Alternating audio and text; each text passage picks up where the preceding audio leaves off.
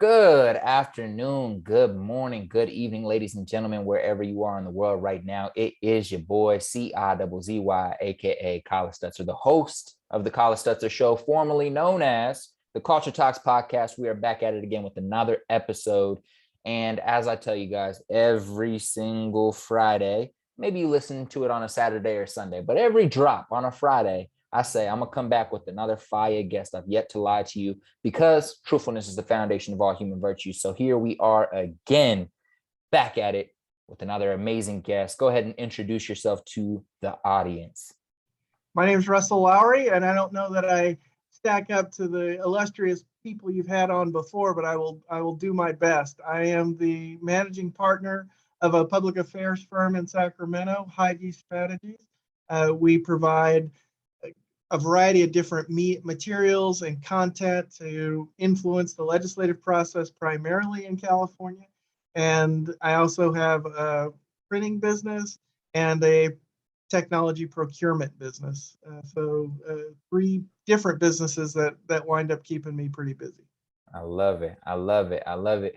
Ladies and gentlemen, you know, it was about time we bring somebody on from the Sacramento area. We've had some people from the Bay. We've had some people from San Diego. We've had some people from LA, Orange County, but we've never had somebody on based out of Sacramento. So happy to have that here today. Russell, I want to start with your origin story, like where everything started, like childhood. So where did you grow up? What was life like growing up when you're like, 0 to 10? Let's talk about childhood. Some experiences that stood out to you, just where you grew up, background, let the people know. I will definitely share what I can. I look forward and I'm happy to tell that story.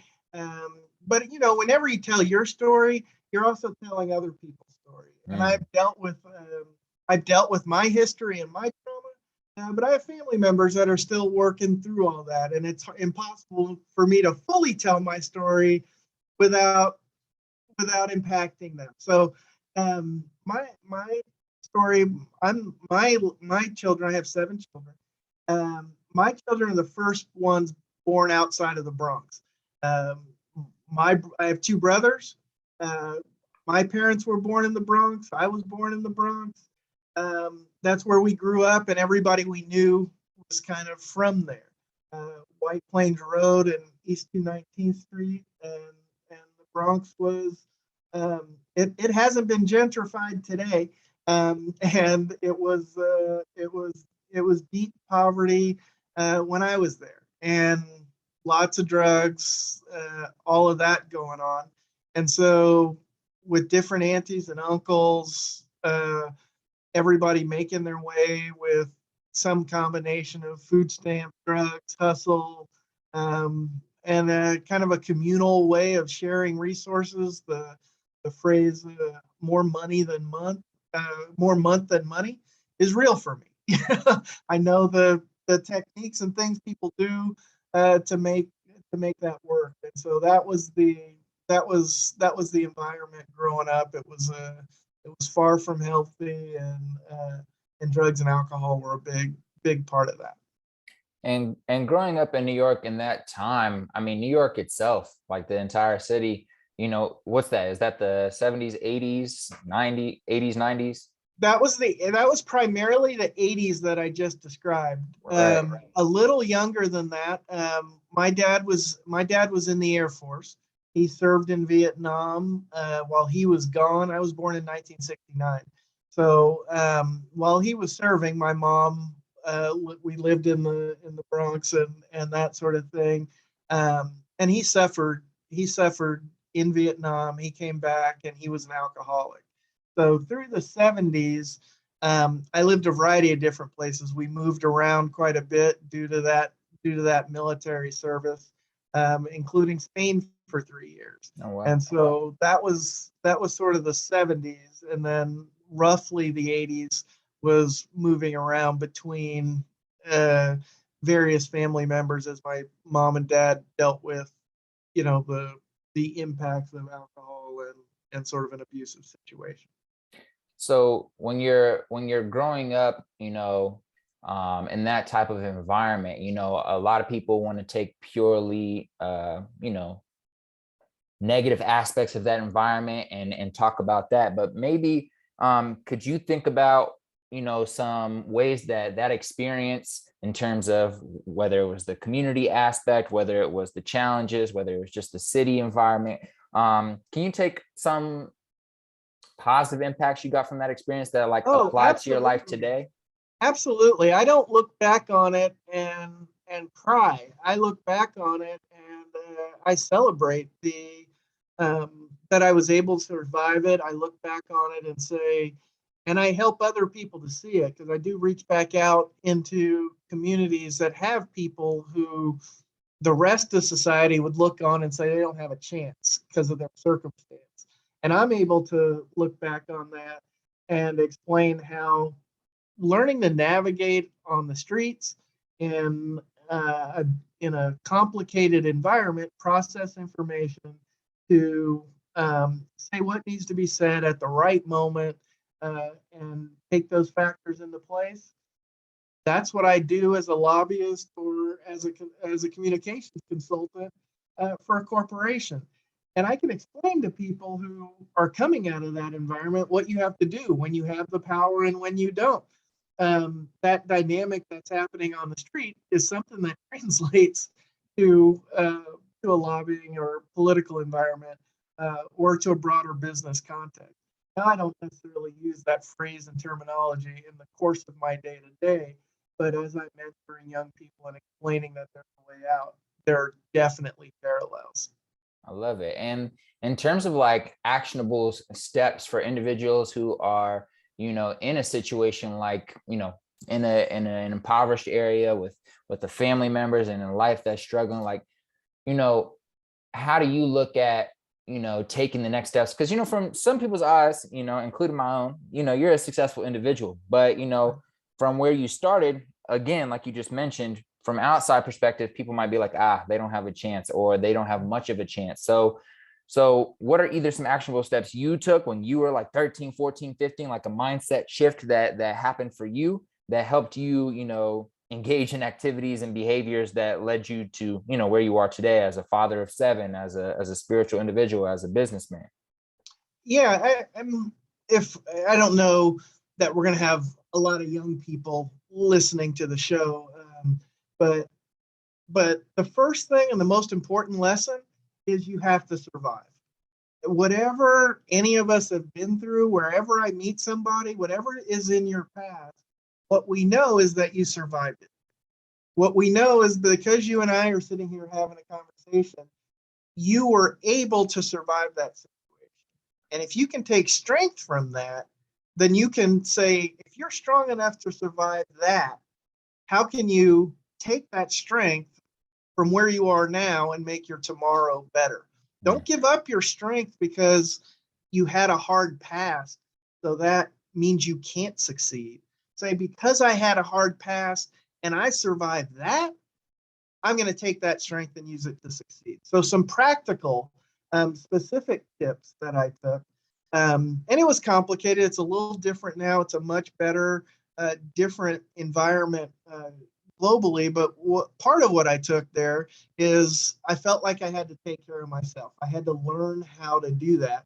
And if that meant bagging groceries to get some change to buy food, to shoveling snow off people's stoop in order to get some money, if I had to go door to door and sell something, I did those things, and those techniques of communicating, connecting, and sales have certainly served me well in business.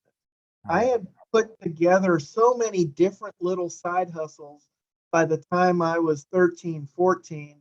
I was making more than the first year when I eventually joined the military. I made more money on those side hustles than I did in the military. One mindset shift that occurred later is the idea of owning a business. When I was growing up, what I hoped and aspired to was eventually to get a good job. Mm, Like I would get a job that would be able to pay me regularly, so I would pay the bill so I wouldn't have to worry about rent or a light bill. That was my aspiration. Um, Looking back, all those business skills that I had developed and all that revenue stream that I had developed, if I had turned that into a business instead of looking for a job, I'd have been better off. Um, but I still take those skills that I learned, I would just apply them differently today.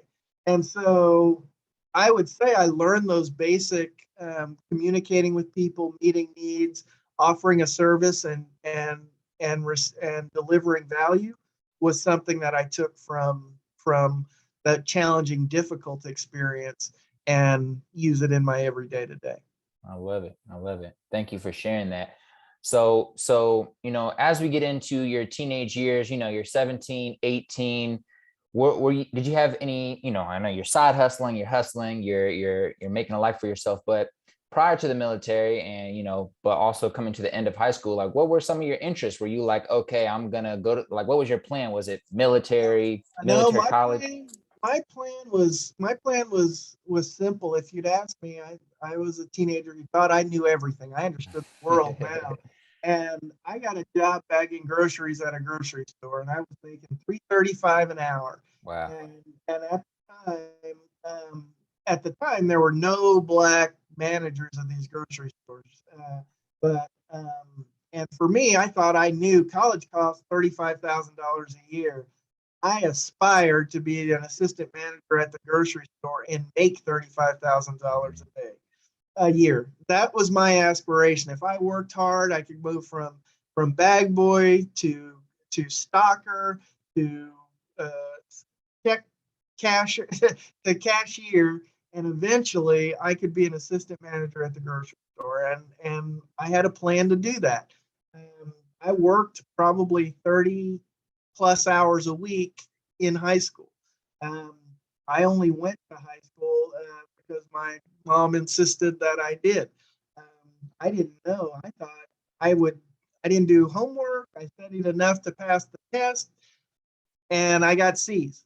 And I thought C's were average, and C's didn't get whoopings. So that's what I did. I did enough to pass and get through, and that was it. And then, so that was my high school. That was largely my high school experience. And then in my family, uh, you were kind of expected. Everybody talked about you did your service in the military, and we thought we were kind of getting over because we do it during peacetime. So we just go in, get that get that money, and then they couldn't mess with you anymore after you did it. Again, I don't know where this came from, but that was sort of the mindset, and then so I did that, and I took some tests, and I was in the military, I was in boot camp, and then got out, and I had done well on the test, and had a guy just pull me in and say, "What are you doing What are you doing in the Navy?" What do you mean? He said, "You did really good on the test. You should go to college." And I don't know what you're talking about. Um, so he got me transferred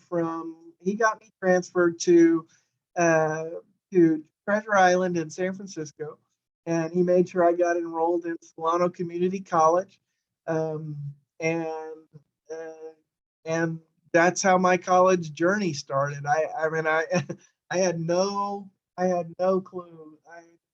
You know what community college is? Yeah. I didn't. If you'd asked me on the day I showed up, I was terrified. Thought I was showing up to Harvard. I had no clue. I was in college. I did not know it was different. Just telling you, I didn't have a whole lot of social skills. My universe and my world was really small, and so when I got dropped onto this community college campus, I was in the front row. I was taking notes. I'm studying like, and it paid off. Like I didn't know what I didn't know. I took it seriously, as I hope anybody that is in community college. It was there for me. And then I transferred to UC Davis. I got involved in politics and relationships, and things grew out of there. I love it. I love it. Well, UC Davis is definitely one of the most popular schools in California, in my opinion, based off of my Yeah. 5 years living in LA, San Diego, Okay. and Santa Cruz. I remember every like teenager, because I'm still young. So while I was there, I was between 18 and 23. So when I was there, everybody was like, I got into UC Davis. Let's go. so I know you have to have some happiness in your heart for being an alumni at UC Davis. What was that experience like? Attending UC Davis after you like got used to college and started understanding the process, and you're like, okay, I've been, hustling, putting in this work. When did you decide to go into politics? Was that, your first year in community college? Did that happen at UC Davis? Talk a little bit about your experience and how it developed into the career you started in. Well, I had determined that when I at community college, I was gonna be stupid. I'd read growing up and reading books. My parents were sort of Black Panther political activists, a distrust for the government and taking care of their own community. That was sort of the mindset that I had, and I read a book, Soul on Ice by Eldridge Cleaver. And in that book, that interesting book, I recommend it. But in that book, he talked about how it was possible for Black people to succeed in entertainment and physical activities, but people wouldn't accept an academic Black man. And so for me, fighting against the system meant that I was going to reject the physical and the artistic. And for me, that meant I'm competing on academics. I Mm. refuse to gain acceptance or give you acceptance because of any other attribute that I possess. You're going to deal with my mind. And so that was my attitude. In my mind, it was militant, it was defiant, and you're going to deal with me for my mind and my academics. And so I focused on the academics. I focused on testing and learning and excellence in that area, and then I built that out from there. So I was in this academic environment, and debate and that sort of thing. And so with some friends, I started a political club on campus, and we started it up. We passed out flyers, we put up postings, and we had it Friday night at 7 o'clock, and we were sitting there by ourselves. And and somebody had the bright idea that most college students on a Friday night at 7 o'clock are not trying to come to a political meeting. Yep, sounds like a smart idea. Right. So we revamped our program and started organizing around free beer and pizza, and people showed up. So I parlayed that. We built the largest club on campus at Solano Community College that did the same thing at UC Davis, took over a statewide association. And that was the path that led me through college club activity to a statewide platform, which got me involved in campaigns and started getting paid to work on campaigns and that kind of organizing. And that paid route was my path into politics. I love it. I love it. Well, I want to ask you a few more specific questions around politics, especially for those like myself who aren't too educated about what certain positions mean and what you exactly do. So I want to start with being a lobbyist. Sure. Can we kind of talk about types of projects you led in your past positions as a lobbyist, and then like Sure. what even being a lobbyist is? Sure. So prior to being a lobbyist for 20 years, I was a legislative staffer and moved through that rank to the highest levels, and negotiating big, broad policy. And I kind of knew the process intimately of how a bill becomes a law. I was an expert in that.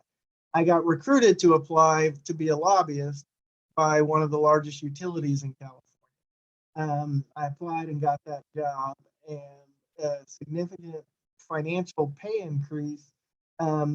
But basically, a lobbyist takes the position of the company and explains it to the legislature on any number of pieces of legislation. At its base, it's educating members and organizing votes for or against different legislation that coincides with the interest of the people who are paying you to lobby.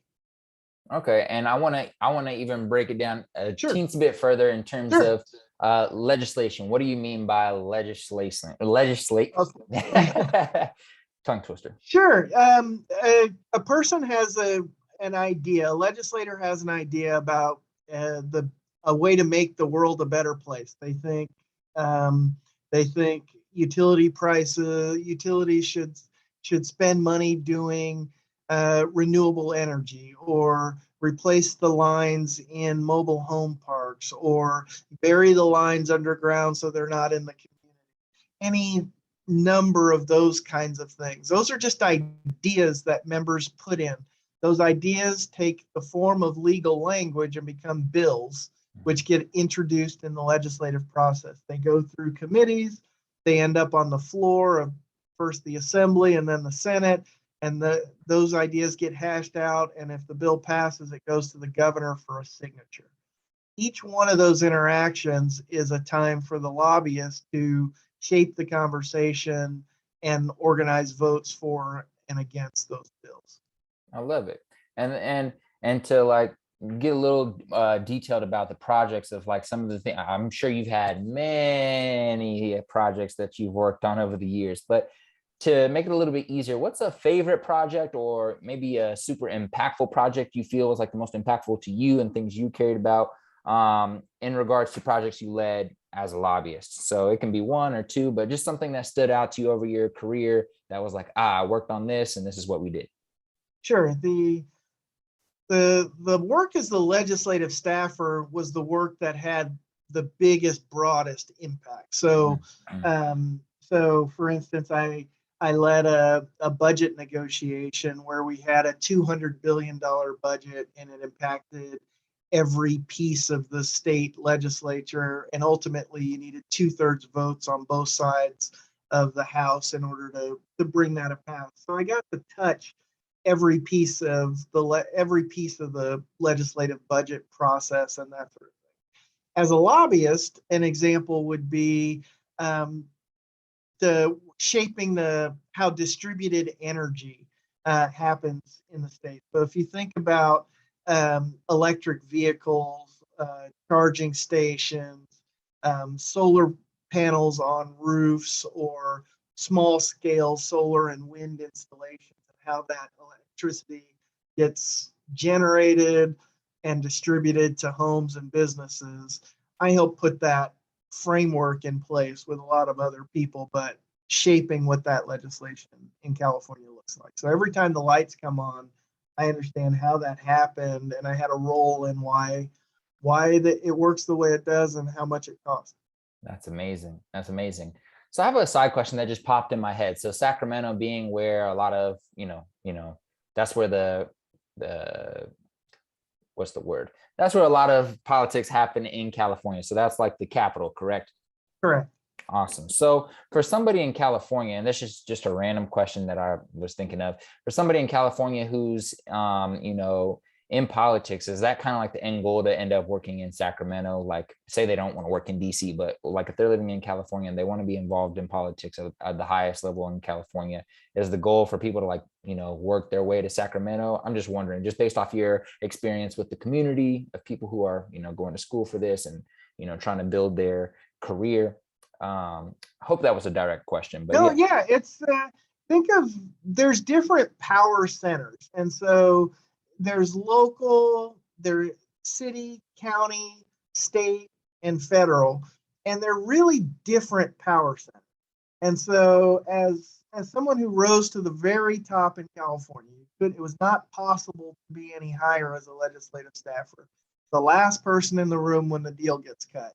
That was an awesome place to be, and I wouldn't have traded that to be a legislative assistant in DC or LA. That's in the field that I was in. That's as high as it would get. But I don't think it's necessary to exercise that political power that you go to the state capitol. Mm, Cities and counties have enormous power. And in often cases, pay is better for the staff people that are working in that process at those levels. So if I thought about it, um, there's only 5 county supervisors in LA County, and hmm, they have a multi-billion-dollar budget and enormous power in each of those spheres, and it's only divided up by 5 people. So in California, you're splitting that power between 120 legislators, the governor, and all those administration folks. Whereas in LA County, that you have enormous budgetary power, and it's only split up more narrowly. That's just an example of different ways where you can have an impact. So I would say first figure out what issue and where you want to make a difference, then figure out what the decision making process on that issue is. Then you can take that information and decide where you want to grow your political power. I love it. I love it. And so I kind of wanted to ask, being in political consulting, public relations, like being a lobbyist, being a legislative staffer, all of these positions and these functions rely heavily on communication. So, Absolutely. so were you always, would you consider yourself always an effective communicator, or did you have to learn and hone that skill? And if so, how did you do that in your, based on, I mean, of course, reps, but was there anything else that you did to really develop the skill of being an effective communicator? Yeah, I wouldn't have said that's the path I was pursuing, but little side hustles prepared me to do that. So it's an underrated skill, but being able to look somebody in the eye and talk to them about how their day is going and have that informal conversation. I learned how to do that bagging groceries. Wow. And you're talking to somebody. Did you find everything you need? How did it go? You're walking them out to the car, taking the groceries out to the car, and you're having these little informal conversations. Doing that hundreds of times, week after week, all through high school, is not something most teenagers get to do. Yeah. I sold vacuum cleaners door to door. If you can knock on somebody's door and sell a vacuum cleaner, you got to be able to communicate some things in a hurry. Um, at college, I helped raise money for my college on the phone at UC Davis, um, calling up alumni, talking to them on the phone, getting them to make a donation for the Graduate School of Management or the College of Engineering, finding out what their life was like and how college impacted them, and if I get them to give a donation to the university. That's some unpleasant work. That's some work. If I just describe those 3 jobs, everybody wants to negotiate the state budget and be in the room with the legislative leaders and the governor Yep. hammering out those details. Mm-hmm. But do people want to bag groceries, sell vacuum cleaners, or work the phones to call alumni on the phone to raise money? People don't want to do that. So, That's but real. if I didn't do that, I wouldn't have got to do this. I love And it. it's all of a process. And so I never look down. I'm looking. I actually, when I'm hiring, when I'm going out, when I'm scoping talent, I just look for people that are doing what nobody else will want to do. So you work like no one else wants to, so you get to do what no one else is able to. I love it. I love it. That was a powerful response, Russell. I like I like that. So I kind of told you some of the reasons I started this podcast, and one of them, a great word to summarize it all is representation. So, a powerful source of hope and belief for a lot of young people of color, brown, black, yellow, blue. Yeah. You know, a lot of that hope and belief stems from seeing other people that look like them in the industry. So, for you in politics and for young people coming up who, never considered that as an option because maybe they haven't seen as many. Now we are starting to see more. I can definitely attest to that as a 25-year-old versus when I was 15 or 16. But Right. do you have any advice for young people of color looking to get into politics as a career? Or it might be advice that applies to all races, but if you feel like it targets, a specific demographic, awesome. But any pieces of advice that for young people looking to get into politics as a career? Yeah, I would say put the work in to know the material better than anyone else. Hmm. The work goes, the work flows to those who know. Hmm. And politics and public policy are hard. It's boring. It's not like anybody naturally grows up just fascinated with the details of distributed generation and energy policy, or obscure topics like water, or education funding formulas, and the details and minutia of that work. And so as a younger person, if you're willing to learn that stuff so that you know things beyond the surface level, at a certain point, and this happened to me throughout my career, when things got hard, messy, and difficult, I had something to add then. Hmm. So if I ask anybody in your audience their opinion about education, water, uh, Ukraine, what should we be doing? Who should win election? Most people, as you scroll through Twitter, have an opinion about everything. Right. But what can you add to the conversation because you studied or read or put the work in? Do you have anything unique to say from history or from experience or from obscure paper that you can add? Because if you can do that, then you can have power in politics because you have something unique to add. If all you have to add is the emotion and talking a point of everyone else that also agrees with you, then your voice and contribution isn't unique enough in order to gather political power. I love that.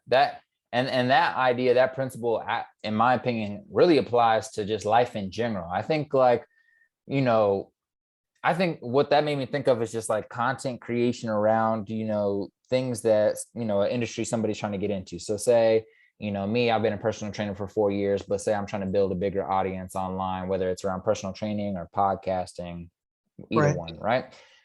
I'm not going to grow, nor am I going to attract an audience, nor am I going to attract a meaningful conversation if none of my ideas or thoughts or opinions are unique and are just repetitive things that people already know or have already been saying forever. Um, and the way you have unique ideas that matter is exactly what you said, is like going deeper than just the surface level. You can go Right. read a basic personal training book. You can go get a basic personal training certification. You can go get a basic real estate license. Yes.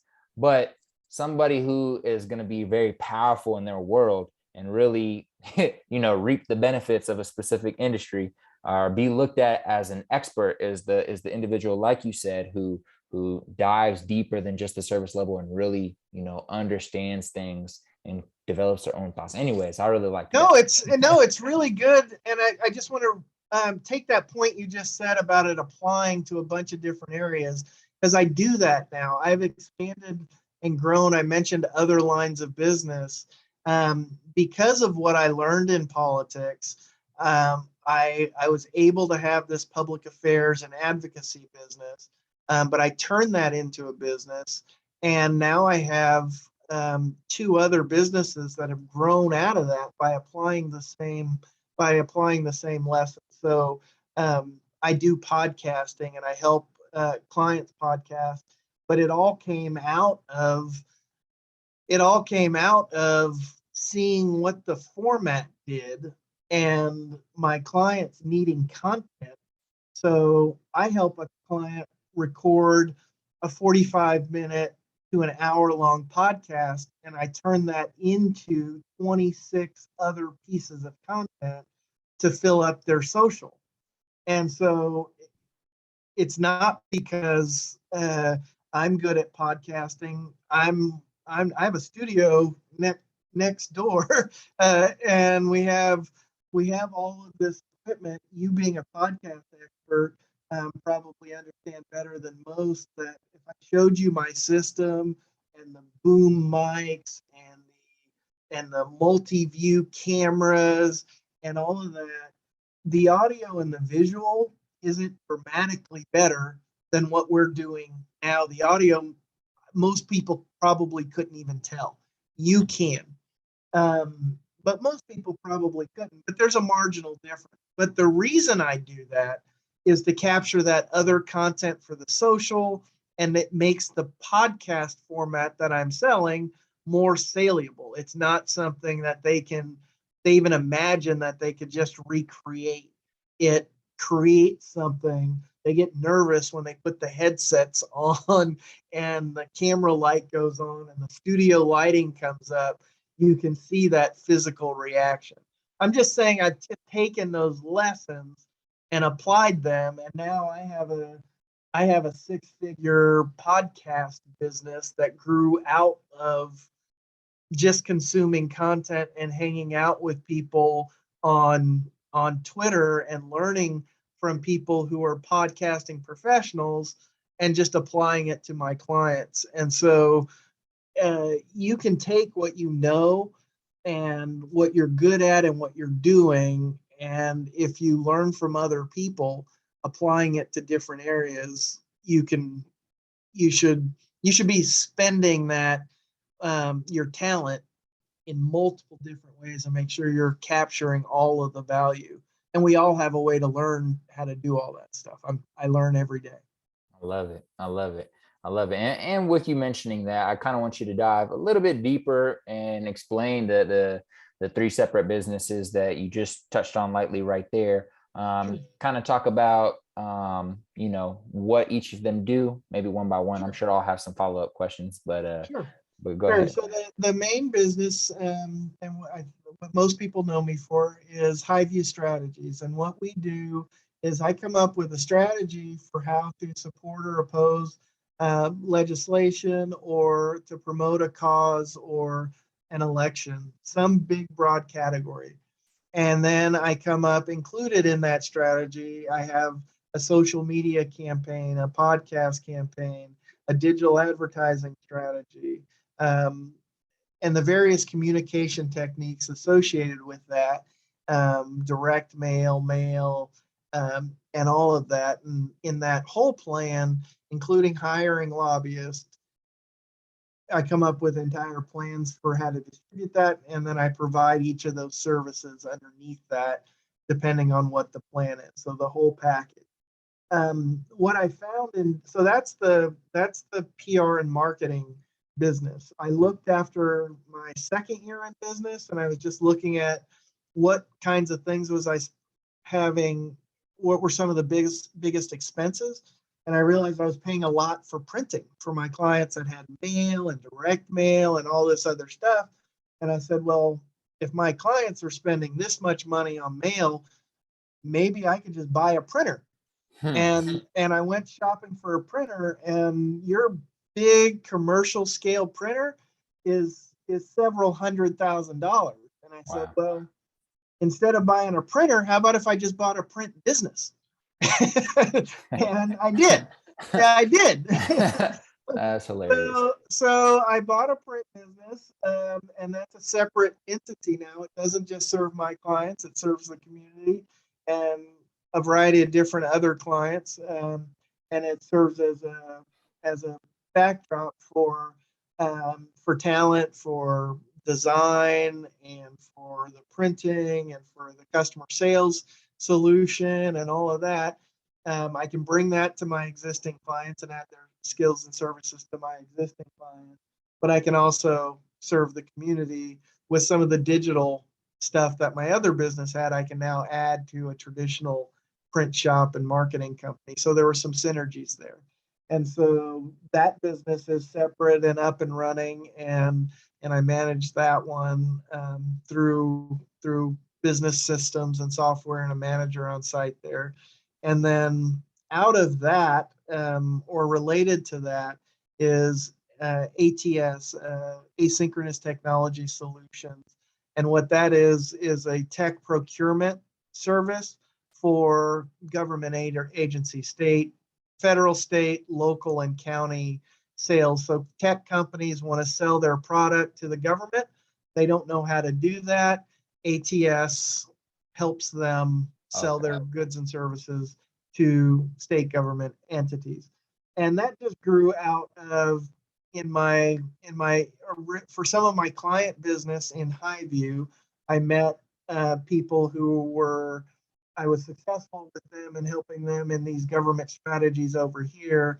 And they were taking some of the proceeds and investing in tech startups and companies in the Silicon Valley. And so one of them asked me, and this might be helpful to you or some of your listeners, but they asked me to help them sell to the state, and I would earn a commission for that sale. And instead of doing that, we decided to set up a business. And instead of charging them for that sale to the service, I get equity in those companies. Oh, wow. And so it's a way for me to gain access to the tech community and that booming sector without having that expertise in myself. But instead of trading my expertise in government for a fee, I trade it for equity in the tech space. I love that. And that, like you said, should be powerful for a lot of listeners in here. So you have power and expertise in some area, and if you trade it for money, that might be good, but you don't earn a multiple on that expertise. You want equity. You want equity, not a fee. Listen, repeat that one more time, because that's a nice one-liner. You want equity, not a fee. You want equity, not a fee. Repeat that to yourself, ladies and gentlemen. No, again and again and again and again and again. That you should add that, ladies and gentlemen, to your guys' affirmations in the morning, because I know y'all be about the affirmation lifestyle. When I get tired, I got a little clip of Marshawn Lynch, and he's talking about running into a linebacker. Yep. Again and again and again. And I do that. I say, and if you keep doing that, you will learn. I also think, when I was listening to myself and as we're talking, I'm thinking about it. It's okay if your listeners are saying, I didn't know this, because I came from where I came from. It's not like I went to college and they taught me any of this. Right. I did not know. You paid the electricity bill. When the utility company shuts off your electricity, they put a little wire on the utility box that keeps the meter from spinning, and that's how they shut off your electricity. We would cut the wire, and you knew that you had about 3 days before they came up, and they really meant it, because they put the lock on that you couldn't just snip. And so you paid the bill when they snipped the wire, and you kind of had 3 days to get your stuff together, because you had to pay on the bill when they came then, or you were off. That's what it meant. And for me, now this is after college. This is after having a good job. I thought I was doing something because I didn't have to wait for them to snip the wire. I paid when they sent a pink envelope. I paid the utility bill 4 times a year. Because the first time they sent it, that doesn't mean anything. The second time, that doesn't mean anything. The third time, it doesn't mean anything. When they really want their money, they send it in a pink envelope. I'd open the pink envelope, write the check, and pay the bill. My wife told me, no, we don't get pink bills. You got to pay the utility bill every month, auto bill pay. Now, I was in my 30s before I knew that you paid the utility bill every month. Like, I didn't know that.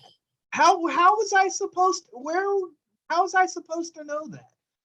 So I'm just giving you, I want you and your listeners to understand what you're hearing about equity and ownership and assets and why buy a house and a business. I didn't know any of that until maybe late 40s. I'm 52 now. And so this equity and ownership journey is newer to me. Now I've put in a lot of work since knowing that. But if you can imagine, I told you where I came from. I told you that work in the legislature and right out of college. But I got hired by this big utility to be a lobbyist, and I had to go on I had to learn how to golf, and I had to go. Now you talk about had to learn how to golf. Well, I had to learn how to golf. You can't not.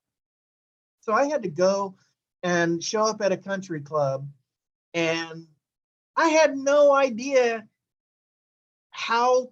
I went and bought some golf clubs. I learned enough to golf. Still don't know how to check into a country club. I drive up like, okay, this kind of looks like valet parking. Okay. And the guy was trying to take my clubs. I'm like holding on to my clubs, right? My club.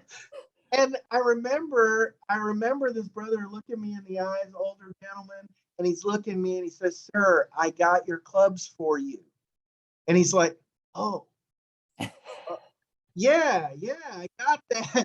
And right here's how you go to check in, and the clubs will be on your cart after you check in. He's like guiding me through the process step by step. so I know how to do this. So, but it's not natural knowing. So you're not deficient because you don't know.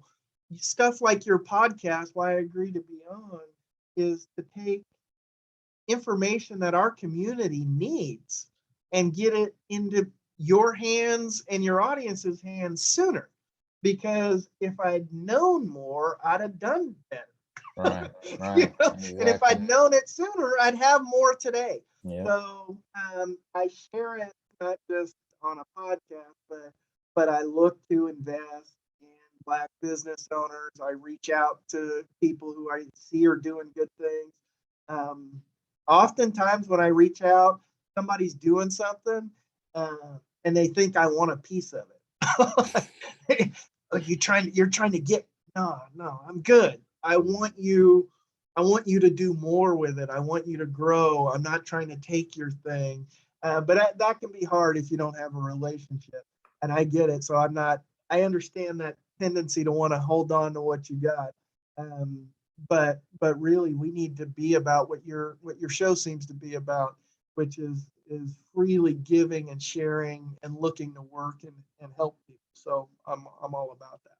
I love it. I heard everything you're saying right now, especially what you just said right there, kind of just remind me of a quote that I heard this morning. And it was, when you leave like this world and go wherever you go or wherever you believe you go after this, everything that you did, for yourself stays with you, and everything you did for others stays with them. So when we think about impact that we leave like on earth, when we leave and legacy and things like that, it's all based off of the contributions and the service we give back to our community, because that's what we leave here. That's what people are going to remember, is how we treated them, what we did for them, how we fed into them. So, just a reminder for the audience, everything you do for you stays with you and leaves with you.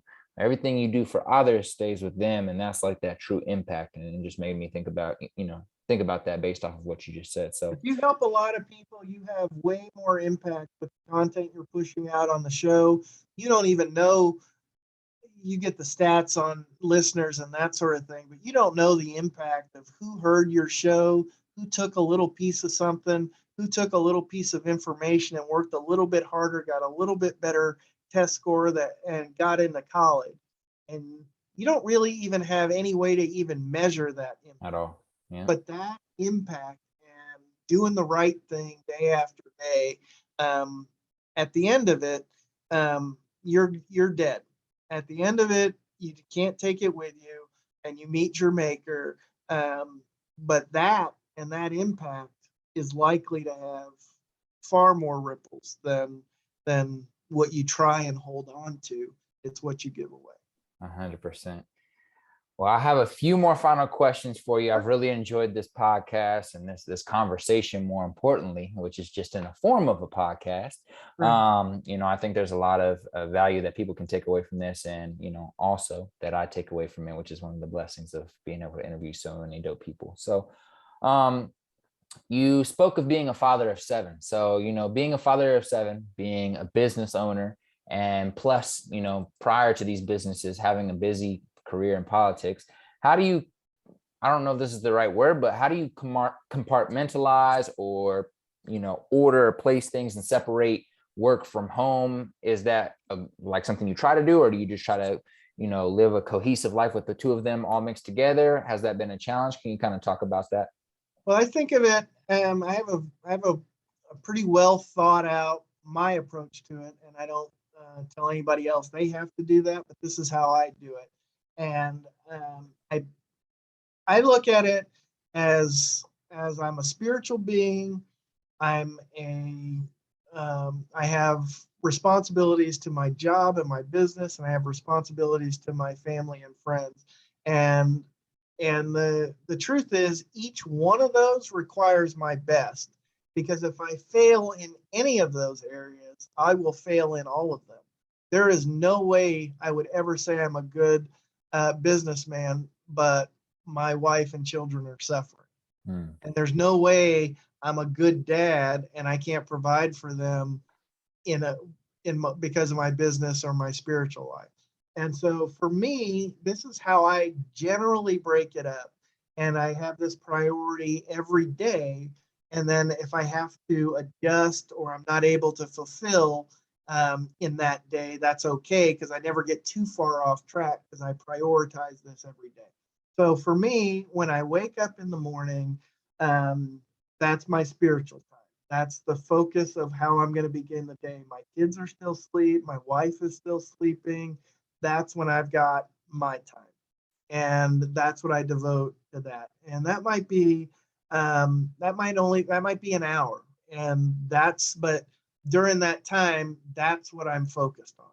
That's what's best for me and my family and my business, because I need to take care of that, and that needs to be taken care of. And then when I go to work, you'd be shocked. I think most people would be shocked, but with a busy wife and 7 kids, my wife generally doesn't text and interact during the day.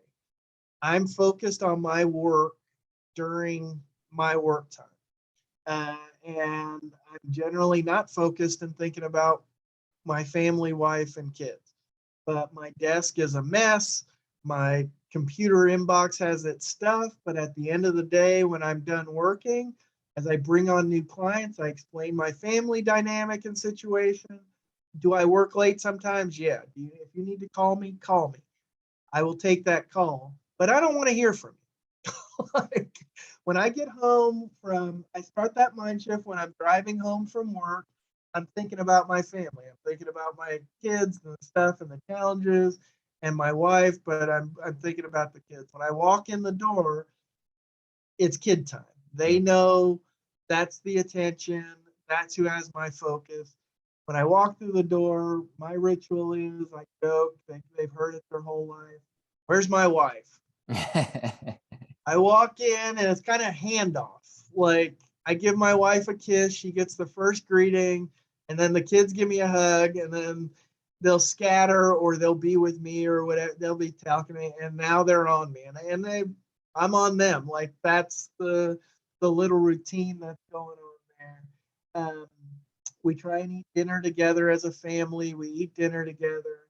Um, Now the kids are older; they're doing homework. I'm reading a book, whatever. We're doing that kind of thing, and then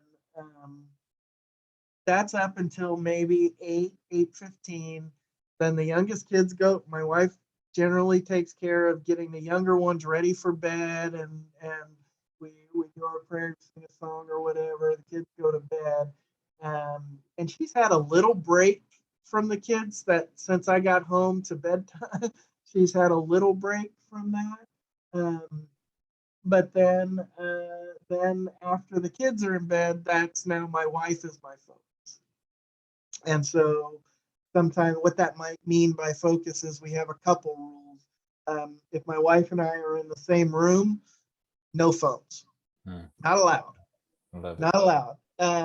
Not, and she doesn't have to ask me to put it down, or I don't have to ask her to put it down. If we're in the same room, the phone is a non-option. That means not only am I not looking at it, but she's not feeling like it's a competitive thing, or I'm not. It's a non-option. If we're in the same room, we're focused on each other, and that has been helpful because the best thing I can give my kids is a healthy relationship with my wife. And so by giving her that attention, it's actually blessing the kids and everything else that's going on in the home. And it gives us that nightly connection, which prevents any distance from opening up and all of that. So that's the ideal schedule. So if I have to get up early or I miss a day, that's it. I didn't fail. That happens. The next day is going to get the same the same priority so that I never stack up days of missing attention to anything. Every day is meant to give attention to everything that matters. So that's how I organize it. I love it. I love you. Thank you. Thank you for sharing that. So can you talk to me about the what we'll say hashtag own stuff mentality? You know, I've been following you on Twitter for a few months. And I've seen you, you know, post a few tweets with the hashtag own stuff mentality on there. So can you kind of talk to me about what that means to you and what you mean by that and kind of share that with the audience? Yeah, I don't know if your audience, if they don't know Aisha Sheldon, they need to. She is the real deal. She's got a unique position in that she comes from the hood in Philadelphia. She's done things the right way financially her entire life, and she sticks to tried and true principles of wealth generation and creation. And she teaches the principles of asset ownership, income producing assets. And so I have found a network of people that I've learned from that amplify the same message that Aisha Sheldon has.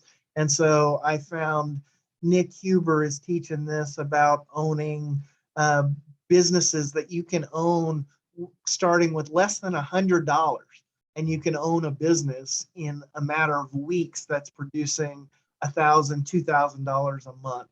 I found Moses Kagan, who has these principles of real estate ownership and how you can generate equity and return safely in using real estate.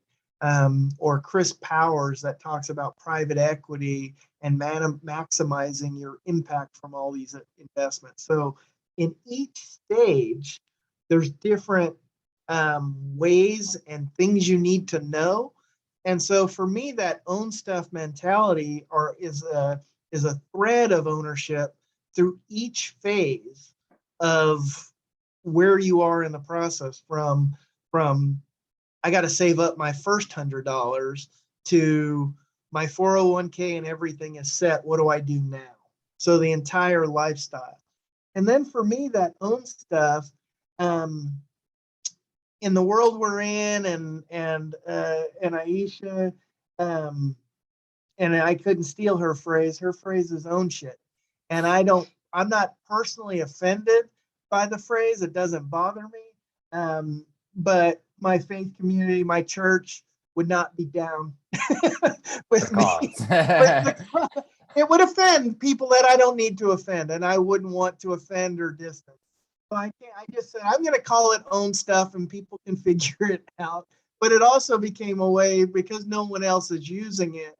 I have some automations built, so when I use that hashtag, I can capture the ideas and the principles so that it's not just a fleeting thought on Twitter. I've got a system where it's automated. When I tag that, it goes into a database and it begins to populate a website that I'm building, ownstuff.org, which will take these lessons, and I'll be able to have a repository of everything that I've been taught to make it easier to share with a broader community. So that own stuff mentality is primarily focused on equity ownership in income producing assets.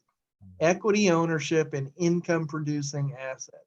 And by focusing on that at different economic levels, I think we can, I'm committed to working to increase Black ownership of income producing assets. I love it. I love it. Russell, this has been fabulous. It's always a teensy bit nerve-wracking interviewing somebody new, simply because as much as somebody might be providing value on Twitter, or as interesting as they might be in their Instagram videos, you never know how well they're going to communicate when it comes to a podcast. And you've killed it. You've dominated. I think you've shared a lot of value and interesting insight for not only the audience, but for me. And so really, man, I really appreciate you. And before we sign out of here to get today, I wanted to, say and ask, it's your hypothetically last year on earth. You're 154 years old. You've lived as long as you've wanted to live. You've done everything you wanted to do. And your great grandkids are sitting at your feet and they ask you this question, which is the last thing you get to leave them with. And they ask, Grandpa, great great grandpa, what is one piece of advice on how to live a good life? What are you going to say? I'm going to say walk in obedience to Jesus Christ and all that he commanded. It will never fail you. I love it. I love it. Russell, thank you so much. Let the people know where they can find you across social media platforms, how they can support you and your companies moving forward. For your audience and for anyone, I think the best thing you can do to support me is to do what it takes for you to own income producing assets. I don't need anything. I'm happy to work for you. I'm happy to help you. But our community desperately needs people who look like us, who care like us, to own stuff. And you're not hurting the cause by owning stuff. To that end, if I can help you on that, you can contact me at Russel Lowery 10 on Twitter, or my company website is highviewstrat.com, and I'm happy to consult and help. It's my favorite part of my day. I love it. I love it. I love it. Thank you so much. Ladies and gentlemen, make sure you guys leave a 5-star review on Apple Podcasts. Share with a friend. As you know, that is the only way we can grow.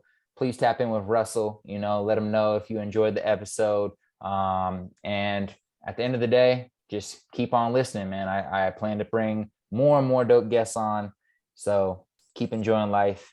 Keep being the source of light for those that are in darkness, and just keep being great. This is Kala Stutzer on the Kala Stutzer Show, signing out. Salud.